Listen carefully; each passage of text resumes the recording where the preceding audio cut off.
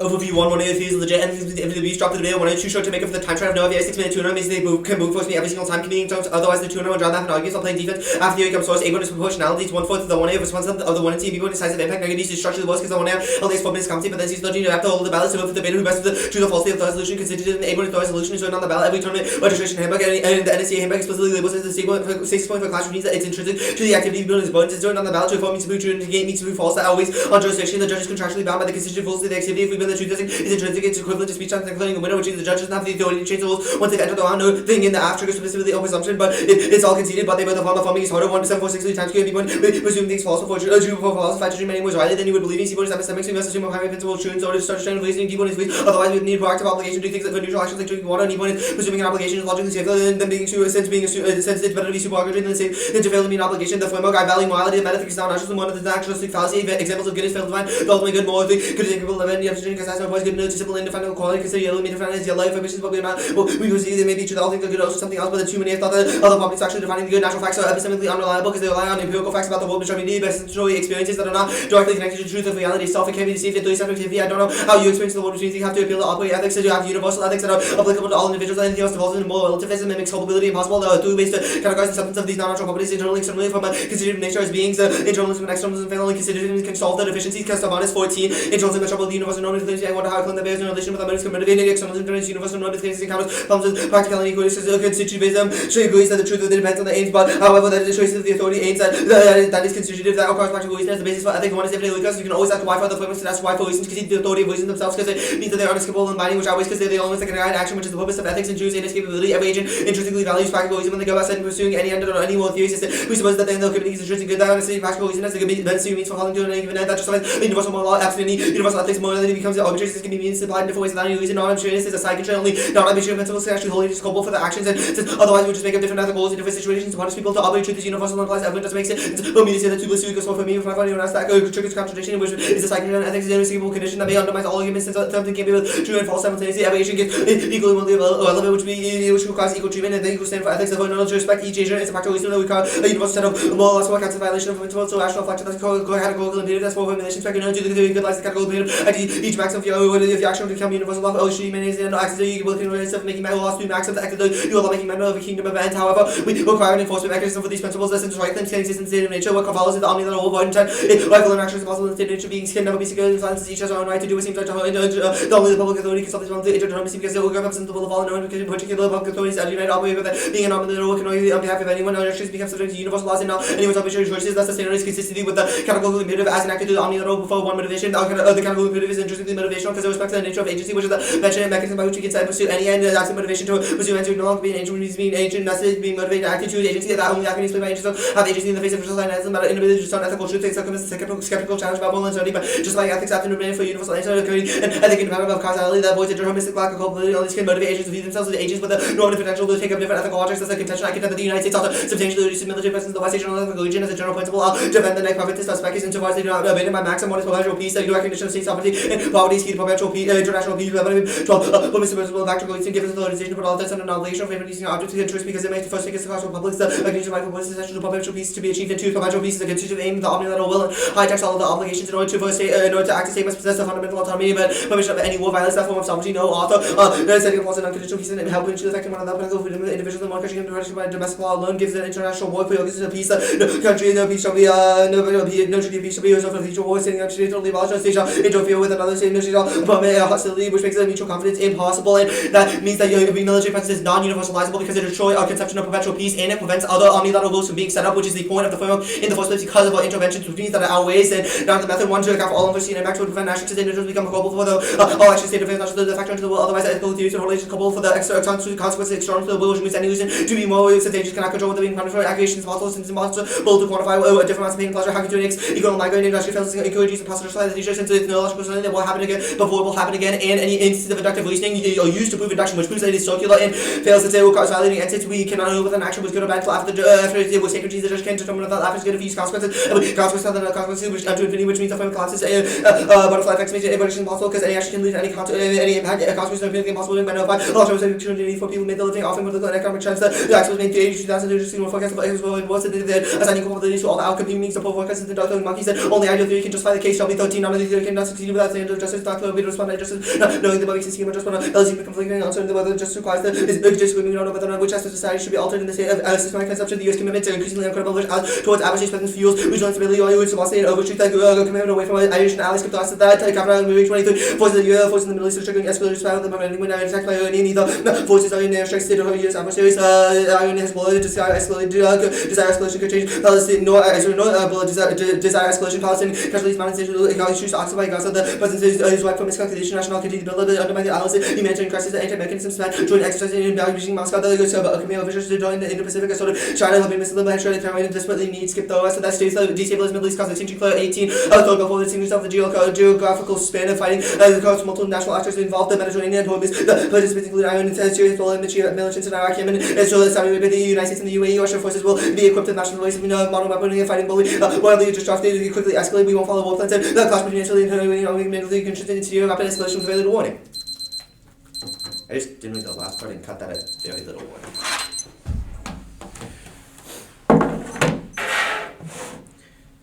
Sure. You good for cross? Mm-hmm. Alright, everyone good? Alright, I'll start now. Underneath your framework, why does the advantage matter? It doesn't. Then why did you read it? In case you read util. In case I read util. Alright. Util is bigger, so. Indeed, fair enough. Let's start with the, I guess, induction stuff. Even if consequences are empirically hard to predict, why does that mean we shouldn't engage in cost-benefit analysis over potential consequences? I mean, there's a few reasons. Like, the entire method page is about why consequences are sort of a bad basis for moral theories and why, when debating things like values and ethics, we should prefer intent. Okay. Like any of those. How do we measure or weigh intent? What do you mean measure or weigh intent? It's a question of, like, you don't really, like, measure intent because it's a question of just what then how do we evaluate intents if we can't measure intents? Well, it's not a question, what I'm saying is it's not a question of, like, weighing intent, like, oh, you intended this, like, 35%, like, instead of, like, 60%, so this other intent outweighs. It's more like the question is, like, we evaluate what the intents of actions were and then determine whether or not those intentions were good or bad or consistent. Okay, how do we know the intent of an action? Like, you don't know what's going on inside my head, right? If I commit an action, how do you know the inherent intent behind it? Well, that's exactly the point. Like, nobody knows what is going on inside of everyone else's head, but everybody knows what is going on inside their own head, and they're able to reason with their own mind and know that at least their mind and their reason exist, which means intents are inherently verifiable to people themselves, and which justifies intents being used as the basis for action. In the context of the state, why should this matter if, one, the state is composed of multiple people, and two, the state doesn't know what's going on in their own citizens' heads who they have jurisdiction over? Well, the argument is that the state is meant to prevent the state of nature by enacting an omnilateral will and holding people to the categorical imperative and acting in a way that is consistent with that, so it doesn't violate the principles of the categorical imperative. When do we evaluate the debate? After the 2 AR. Put it on God. Yeah, just kidding. When do we evaluate the theory debate? After the 2. I didn't read any of that stuff. Splendiferous. I just want to make sure. I don't trust you guys from Cary. The omnilateral will, does it get implemented? What do you mean, does it get implemented? Like, I guess you say the government should protect the people from the state of nature through an omnilateral will. How is it binding? Like through a state action, I guess.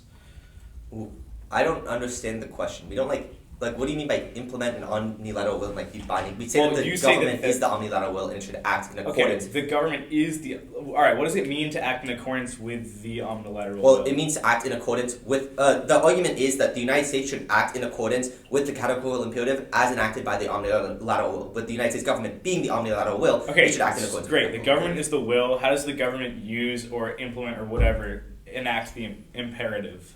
The imperative? Categorical imperative. It's meant to follow the it's meant to follow. How do we ensure the government follows it? Like, even if it's good, why is the government always ethical? Because it's a constitutive obligation. Okay. I'll send out the one in C. It is 3 then case. Case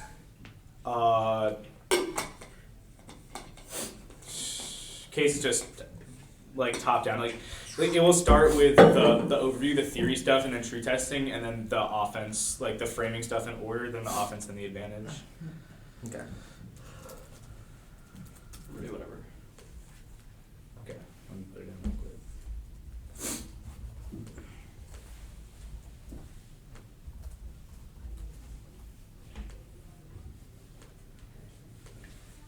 Alright, so.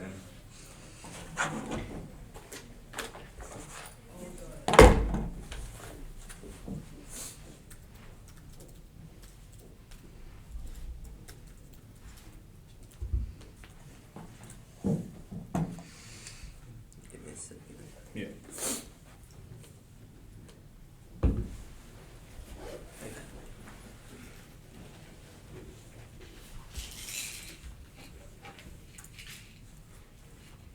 Alright, you have it? Yeah. Alright, anyone not good? Cool.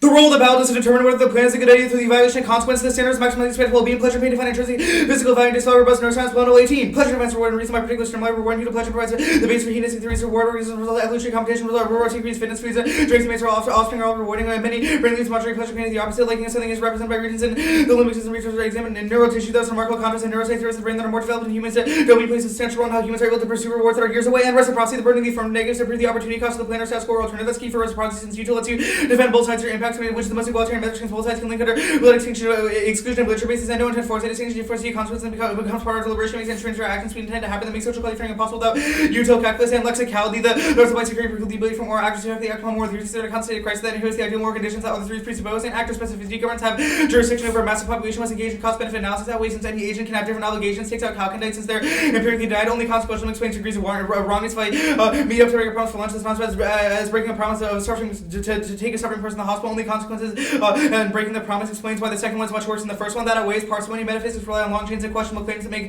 conclusion less likely, and hijacks intuitives are inevitable since every firm must take some sort of unjustified assumption as a starting point. Reject Calcondites and util triggers stability. A theory, they're functionally nibs and everyone knows they're sleep, but they skew more variable through it from topic. Actually, philosophical debate, killing value education, morally abhorrent. If we say we have no obligation to prevent genocide and slavery that is permissible, morally action abhorrent makes the debate unsafe for minority debaters. And extinction outweighs is a question of ontology, which precludes the affirmative because the after relates to being. Extinction undoes the reaction being. Next off.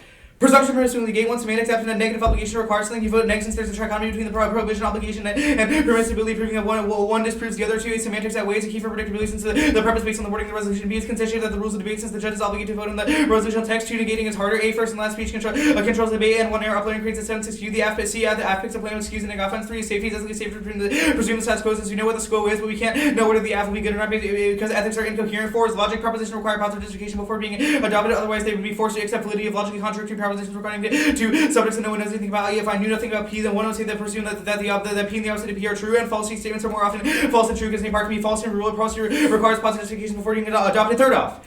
The United States keeps stability in the Middle East now. Characteristics and fell in 12 between the U.S. has pursued close relations with authoritarian regimes, security issues are more dominant driver relations, authoritarian countries including competition with China, Russia, terrorism, regional instability, economic interests, spur positive relations with authoritarian states, U.S. China, Russia, tendency to continue to escalate. United States is more relation to put its concern to convince it closer to camp economic imperative, create new incentives for friendly ties with some authoritarian countries, and U.S. withdrawal from West Asia, North Africa creates a power vacuum. Rogue states like Iran and Saudi take over. It escalates and goes nuclear. Corrupts in Russia 19 to divide Middle East monopolized by hostile power coordinated among the forces in Europe and Asia to start global power economic balance. Contemporary U.S. shipping up and balances of power. Iran also expand through proxies, and Russia made severe progress towards the Middle Eastern objectives, maintaining decision in politics, transnational character gives them ability to speak in a conflict political vacuum, giving Russia and Iran more diplomatic attention to command influence of U.S. withdrawal. Put states against each other. Washington will have to fight its way back into the region. Long-term regional war routine to Iran and the United States also cause nuclear breakout pace. Scientists are buying nuclear weapons. The West would also be the primary target, and Iran war cause extinction. Every 20 attack on Iran would escalate to large-scale war in the Middle East. Pakistan would be overthrown, including the nuclear weapons. Russia and China firms. Iran would be drawn into a general war. Nuclear would also be used as an accident or miscalculation, making the world uninhabitable. Global famine will also result in thick clouds of smoke will rise. Decades of greatly lower temperatures also fall and will be destroyed by human populations will also perish. Case. If I went to debate in the theory debate after the 2 AR, I don't trust you. Right? The overview app gets 1 AR 3 because the net gets new, but the net gets new paradigm counter-interpretation standards and answers value 3 offense are under an offense defense paradigm. No after neg theory first. Only whoever is winning offense underneath there. Interrupt true testing to affirm doesn't mean to prove truth. To support me or Webster to express a belief in something that is an important idea. And value judgments can be true. That's only moral agents can express preference or agreement. Good at all. The question under discourse might be what may not be truth. That may be something that where there can be truth. Value judgments may not be truth. Up there is an important difference between saying that I prefer X and X is good. When you say your preference, nothing existing in judgment agreed to possibly be true. You're merely accepting that your preference in the end of the matter. No one has proposition of the content that can take truth values, and resolution is wrong. Even if the statement is worded as a question of truth or falsity, it doesn't prove that we can't justify statements like consequentialism and reject their constitutive assumptions. The judge is not bound by any rules of the resolution, empirically proven since judges vote on util and non-TFs all the time, and consequences are key for predictability and prep through util and minimizing existential risk to justify different actions and apply specific cost-benefit analysis to affirming and negating and collapses to consequences, even if they're right about the reliability compatibility of their framework. The only reason we care about what's true or not is because of the harms that they have on people. Cross-sects, they concede rights violations are bad. Ideal theory fails. It doesn't depict whether the real world, what the real world looks like, which makes things like Kant bankrupt because of rights violations, and burdens negate. The burden of the affirmative and negative can be proving a negative to their side. The actual framing stuff.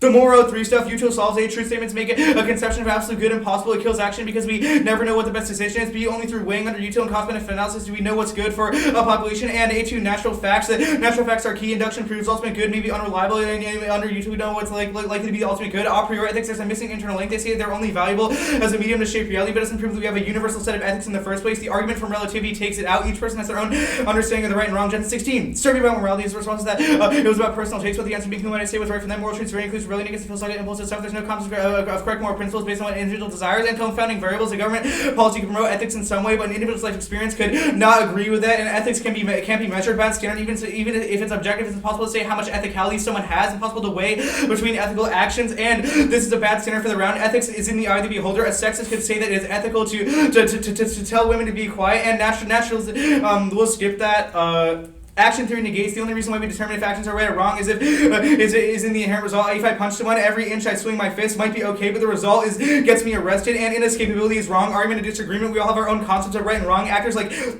Ted Bundy and Hitler prove there's no bindingness, and util is key. Util justifies universal aversions, thing like pain, which means regress doesn't happen anyway. Equal treatment 1 proves the framing is morally repugnant. That means we give equal weight to innocent people versus murderers and respect their reason, which is just wrong. Constitutivism can't explain immoral action. If agency and outer freedom were truly inescapable, people would never violate them, which means their framework is cupcakes and rainbows. Isn't true in the real world. And category mistake. The 1AC can't evaluate actions that are amoral, i.e. actions like drinking water, which proves that presumption negates. And we'll skip to the imperative 1. We'll skip the card 1. It's not binding. Even if they win that the will or imperative is a good idea, they can't win that people ought to follow it. Actors, again, like Ted Bundy and Hitler, prove otherwise. And intents fail. 1, they don't guarantee results. If I jumped into a pool to save someone but couldn't swim, we would both die, even if my intent was correct. B, intents justify atrocities. The intent of slave owners was to make money, which may be justified, but their actions of enslaving people were bad. Induction is key. Without using induction, they freeze action. We sit back and ignore future impacts, and there's infinite consequences of induction that can allow us to weigh between probabilities and degrees of wrongness. Negate because violating the imperatives of binary versus cost-benefit analysis. The offense, top level, it's consequentialist. Rights violations are only matter because they harm people in the first place. The underview, util solves 1AC 1 and 2 because util allows us to determine what the best actions are, and it doesn't matter. Aggregation doesn't matter because util is individual. 1AC 3, 4, 5, 6, and 7. Infinite consequences don't mean we can't make predictions, and the advantage doesn't matter either. Alright, I'm good for cross. Okay.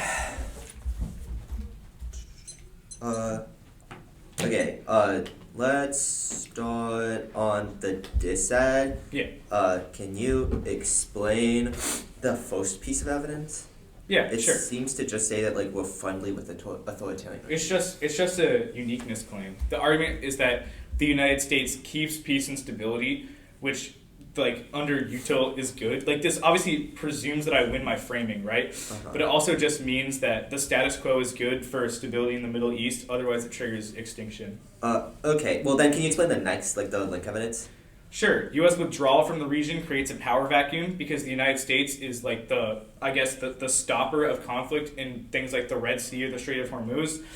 And that means that rogue states like Iran and Saudi, as justified in the evidence, are able to proliferate, are able to cause more violence, and end up having control of nuclear weapons, which leads to nuclear war, and that causes extinction from actions by Iran that would escalate into large-scale nuclear war within the Middle East region between nuclear-holding states. Okay, that makes sense to me.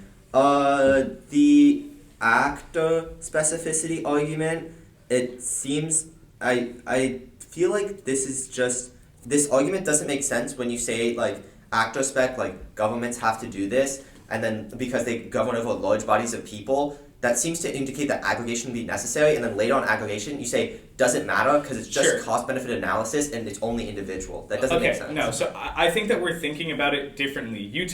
The argument is that util is not a individual ethical theory, but rather in the context, actor specificity argues that in the context of the resolution, i.e. the United States federal government being the actor, they can only use util because things like practical reason or the omnilateral will are individual, right? Uh-huh. We're saying that our standard should be for the U.S. federal government, all standards should be, in which case util is the only thing that they can use because there are infinite different ethicalities within this, like, within their jurisdiction, right? Like, they are making decisions for millions of people that all have conflicting views. So they can only make one decision. Isn't that literally what all evidence says? It says the state of nature happens because everyone does what seems right to them. Therefore, we need an omnilateral will to establish a categorical imperative that says about the ways to. The argument is that that's not binding, and like no one is going to agree to that, right?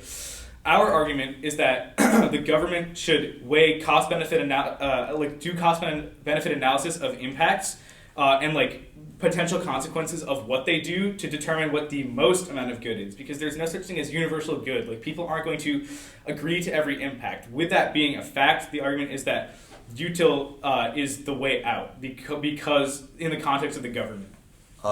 Okay, that makes sense. Let's see here. This stuff. Okay. Yeah, that's good.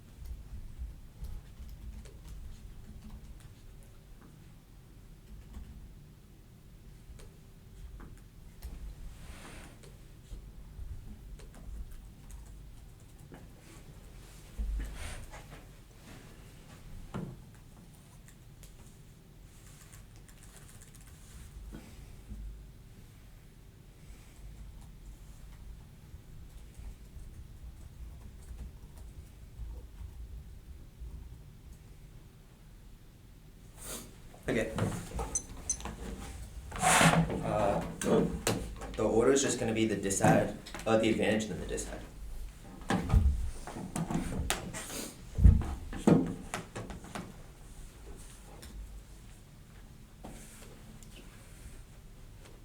Is everyone... Oh, wait, let me send... There's a doc with new codes. Sorry, let me send that.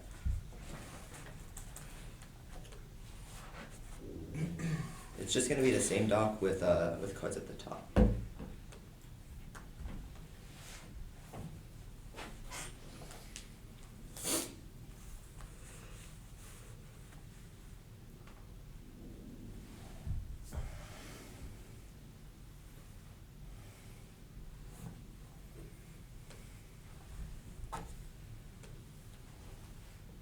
Okay. I'm good. Definitely good. Okay, go ahead.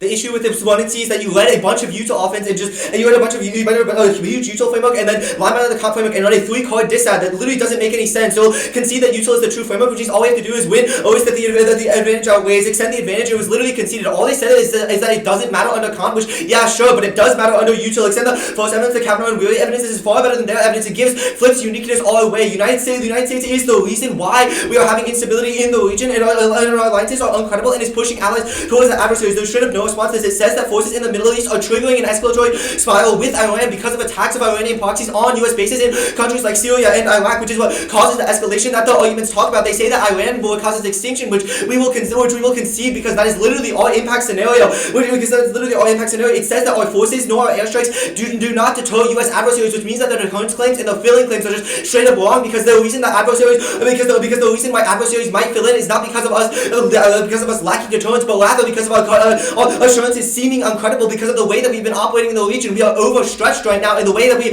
have committed to multiple security assurances in different areas with different countries and allies. Overstretches us, especially with commitments in the Indo-Pacific as well, which means we cannot deter both China and the Indo-Pacific and multiple countries in the Middle East at once. We should pull out of the Middle East so that we can have more concentrated and dedicated commitments which show that we are actually committed to these countries and gives countries a realistic expectation of what United States security assurances are actually going to look like. This was all in the Cavalier and Wheeler evidence, which is incredibly good. It says that Iran nor Hezbollah actually want to escalate the conflict right now, but that might change with U.S. presence in the region being the thing that causes the escalatory spirals and the thing that actually provokes them into attacking us. We'll read the Iran defensive evidence. This turns all of the argument. Iran is fundamentally defensive. U.S. forward presence is what spurs existential fears that justify preemptive strikes. The presence is not deter but rather antagonizes. You should prefer our evidence because we analyze Iranian officials and consult the historical precedent. American attorney at all 23 since the Islamic Republic was established, the regime has defined itself in policies in opposition to the U.S. regard Americans as the main threat against the withdrawal of the U.S. forces that could demand the Iranian views that the military presence is destabilizing and have been undermining as long as U.S. forces remain the region and potential exists to invade Iranian territory, launch the U.S. intervention in the east and west, to reinforce Iranian desire to remove U.S. forces that result in different types of attacks. Iranian's interest is limited to the presence and could manifest the aggression that characterize the objective as defensive in nature, cannot counter external threats absent of robust regional presence, needs to threat in response to threat. This just turns the uniqueness evidence because the reason why Iran is attacking now is not because the United States, the reason why Iran is attacking now is because of U.S. presence in the region, which means the advantage solves. It was obviously meant to be a link turn to this type of disad. Also, the fill-in disad just makes fundamentally no sense. The Hoffman evidence turns as Russia nor China have any means, do not have the means or the motives. The Middle East does not represent an existential interest for Beijing or Moscow. They are both former concerned with their own immediate neighborhoods, with Russia and China facing serious economic troubles and entirely contentious domestic environments, making power projection in the Middle East very unlikely and highly risky. Independently, Russia is losing a war in Ukraine. There's no way they're expanding into the region, and this also turns their Iran revision. Any of their Iran revisionist claims. The next piece of evidence is talks about how it creates a power vacuum. This is just straight up wrong. Our Cavalier Wheeler evidence and the evidence that we read before just obviously turns this. The reason why they are attacking is because of the U.S. presence in the region, which is justified by the next piece of evidence. Which is the Clipstein evidence. The U.S. presence has been skyrocketing post October 7th, which multiplies escalation measures, alerts, deterrence, and provokes direct military confrontation. Clipstein 1016. The U.S. is the blood thousand truth in the Middle East. Stop the architecture Bob. Only acknowledges growing presence to contribute to rising tension with Iran, driving direct military conflict, middle of forces, and other actions with Syria and proxies. The different tactic changes the hard predicted deployments have failed to deter, but also invite them. The enlargement of presence increases conflict, means more points of hostile conflict, so it's less of a deterrent and more is a convenient target. This all just straight up turns the disad because their disad is literally deterrence, preventing the power vacuum. But we have made multiple claims both in this evidence in the 1A and empirical evidence in the 1AC, the Cavalier and Wheeler evidence, which says deterrence just straight up doesn't work. It only finds a target because Iran does not want to aggress us, but us putting troops there makes them feel like they have to be defensive because they feel like we are an existential threat to them. Independently, the evidence assumes a full withdrawal of U.S. troops, so that is not what happens. We withdraw a substantial amount of U.S. troops, which means that there's still enough to deter in some regions, but we can still maintain presence, and the evidence is obviously meant to be a link turn. Prep.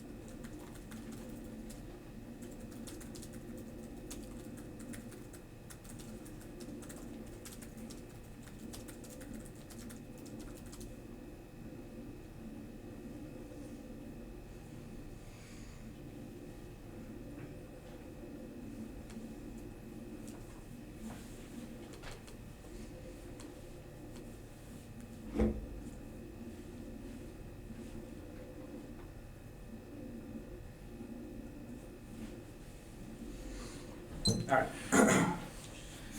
Obviously, disadvantage.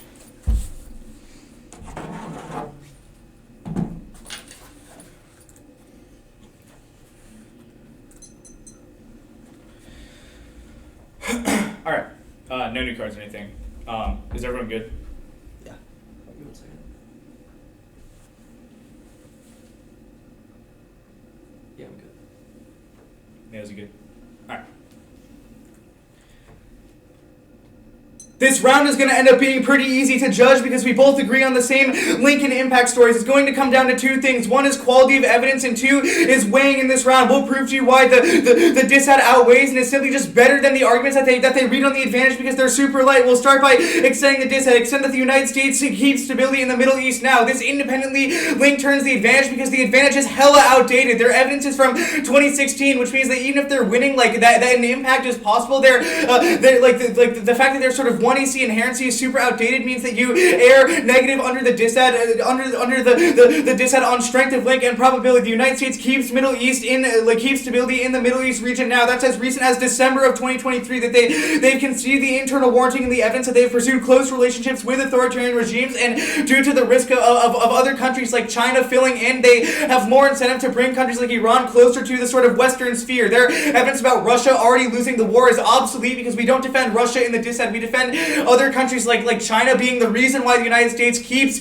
close presence in the first place, but none of their defense actually answers what the impact is. They say that neither Russia or China have motives. The argument is that Iran in and of itself is a rogue state that the United States needs to prevent from going from leading to war because it causes all-out Middle Eastern war. The internal link that withdrawal from West Asia and North Africa creates a power vacuum because the United States right now are the ones that are the sort of ones that are controlling Iran as per the 1NC uniqueness. They make two arguments. They say that there's no power vacuum because the United States the United States is sort of already launching attacks on the region, but the internal link sort of outweighs their impacts. I.e., even if there are attacks, that is the status quo, and we prove the status quo is good enough right now, not for it to sort of lead to an impact. Even if and they also don't disprove the warranting for the power vacuum. They have not read any evidence that says that like states will be able to govern themselves in ways that don't lead to the impact, which means you should presume that the United States federal government is what is keeping the region stable now. They also say that U.S. presence causes direct conflict, but it doesn't matter. Even if the United States presence causes conflict between the United States and Iran, as long as it prevents a spillover into nuclear war, which they are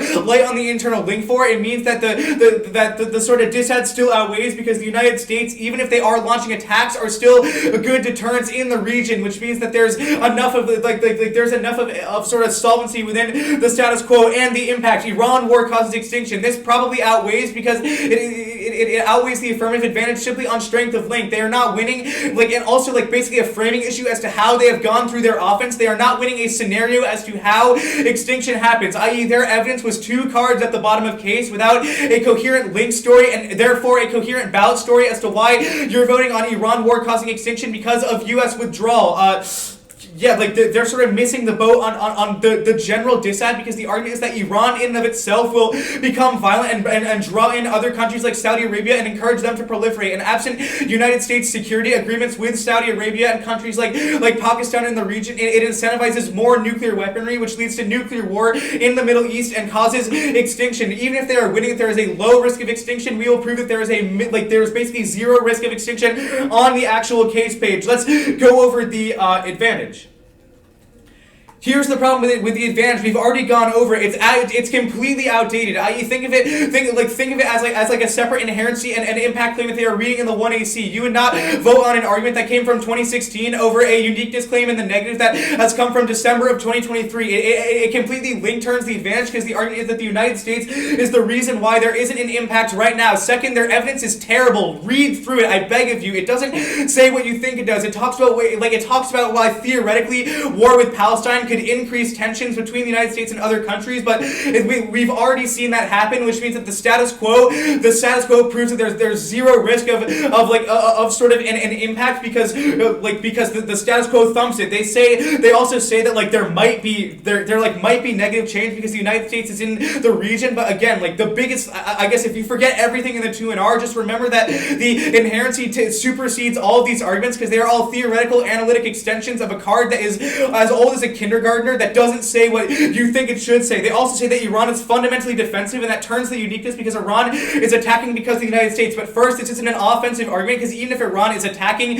the United States is still working as a deterrent, which is empirically proven because we haven't seen things like war. Second, Iran is fundamentally defensive now. We say they go on the offensive when the plan passes. That's the entire point, that they gain nuclear weapons and encourage their enemies like Saudi Arabia to proliferate, because there is no one in the region like the United States that is a mediator. The inherency inherently turns the advantage. The last thing that we need to we'll sort of go for is the lack of an internal link. They are not winning an internal link into extinction, which means you're voting on the dissad underneath strength of link. Strength of link controls how you decide this round, because their arguments, their sort of ballot story, are 2 cards, are 2 cards without correlation to each other. Also, the impact postdates the inherency / link, i.e., they say that Iran that tensions are high now, and then several years later say, oh, that could lead to extinction. Numerous years have passed in the middle, which prove that that's highly unlikely, and the dissad has a stronger link. Second is probability. We are winning more. We are winning more warrants within our evidence as to why the United States is a peacekeeper now. Even if they aren't perfect, there is still a higher risk of an impact from the disadvantage than from the advantage proper. You should really hold the line on new 2AR extrapolations. The evidence is terrible, and I beg of you to reread it. They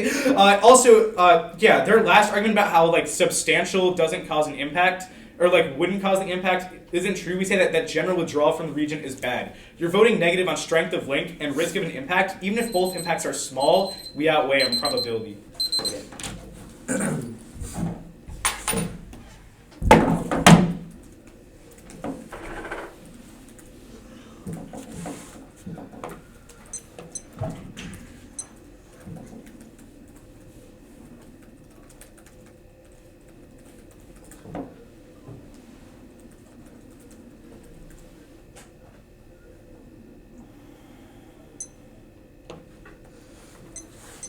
Okay, the order is just going to be the dissad.